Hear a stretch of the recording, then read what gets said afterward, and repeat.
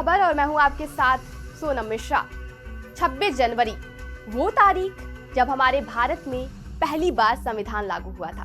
वो संविधान जिसके अनुसार देश की अदालतें फैसला लेती हैं। आज से 75 साल पहले 26 जनवरी 1950 को संविधान लागू होने के बाद हमारा देश एक गणतंत्र देश बना। तभी से हम हर साल 26 जनवरी को गणतंत्र दिवस के रूप में मनाते हैं। 1947 में आजादी मिलने के बाद 26 नवंबर 1949 को संविधान सभा ने संविधान को अपनाया था। लेकिन गौर करने वाली बात यह है कि इसे आधिकारिक तौर पर 26 जनवरी 1950 को लागू किया गया। भारतीय इतिहास में 26 जनवरी का दिन काफी महत्वपूर्ण है। 26 जनवरी 1950 के दिन ही हमारा संविधान लागू हुआ था। हमारे संविधान को बनने में 2 साल 11 महीने 18 दिन लगे थे। दरअसल 15 अगस्त 1947 को अंग्रेजों से आजादी मिलने के बाद भी हमारा देश आधिकारिक तौर पर संविधान के बिना था और संविधान के बिना कोई भी देश नहीं चल सकता है। इसलिए 29 अगस्त 1947 को संविधान का मसौदा तैयार करने के लिए एक समिति बनाई गई।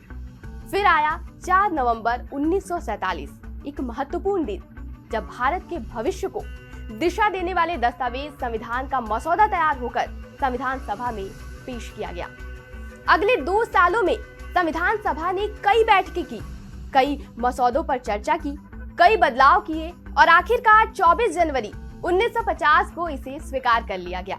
यह एक ऐतिहासिक क्षण था। 308 सदस्यों ने संविधान की 2 प्रतियों पर हस्ताक्षर किए, एक हिंदी में और दूसरी अंग्रेजी में। इस कदम ने भारत को एक स्वतंत्र गणराज्य के रूप में स्थापित कर दिया। अंग्रेजों के औपनिवेशिक शासन कानून की जगह अब भारत का अपना संविधान देश के प्रमुख कानूनी दस्तावेज में बन चुका था। लेकिन संविधान सभा ने ये तय किया कि संविधान को लागू करने के लिए 2 दिन और इंतजार किया जाएगा। अगले 2 दिनों में ही 26 जनवरी 1950 को भारतीय संविधान लागू हुआ और इसी दिन के साथ भारत एक लोकतांत्रिक गणराज्य के रूप में पूरी तरह से स्वतंत्र हो गया। इसीलिए हम हर साल 26 जनवरी को गणतंत्र दिवस के रूप में मनाते हैं। बता दें 7 अगस्त 1906 को कोलकाता के पारसी बागान स्क्वायर पर भारत का झंडा फहराया गया। उस झंडे में लाल, पीला और हरे रंग की 3 पट्टियां थीं। उसके बाद साल 1921 में पिंगली वेंकैया ने हमारे मौजूदा राष्ट्रीय ध्वज का पहला वेरिएंट डिजाइन दिया।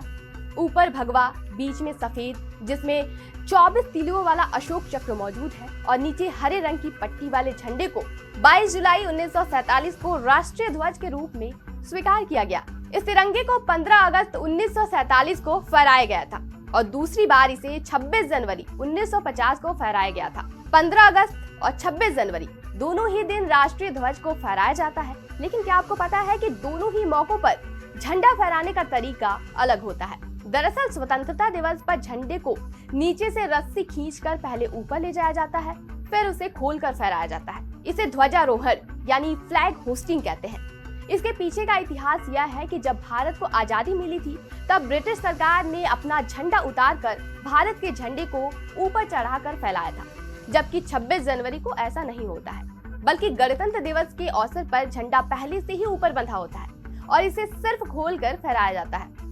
तब इसे ध्वजारोहण नहीं बल्कि केवल झंडा फहराना कहते हैं। अब बारी आती है कि उस झंडे को फहराता कौन है और कहां पर फहराता है।